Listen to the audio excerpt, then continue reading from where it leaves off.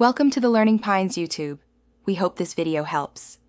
You start inside Excel, click File, then Options to open the configuration pane. Once the Options window appears, make sure you're on General so you change workbook defaults.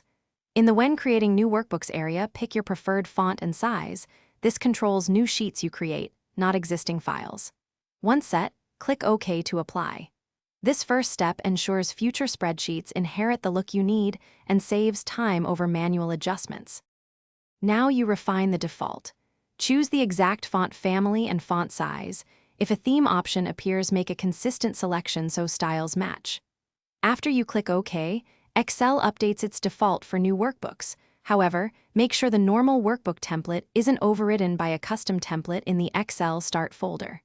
Once done, create a quick test workbook to confirm headings, cells, and wrapped text look right. This prevents surprises when you open real documents. Finish by restarting Excel so the new defaults take full effect across the app. If your changes don't appear in new files, make sure no custom templates in the Excel Start folder are forcing a different font. Remove or rename them to restore defaults. If problems persist, reset Excel options back to default and reapply your font. As a last resort, a repair install fixes corrupted preference stores. This troubleshooting keeps your workspace consistent and predictable. Thanks for watching. Consider subscribing if we helped you.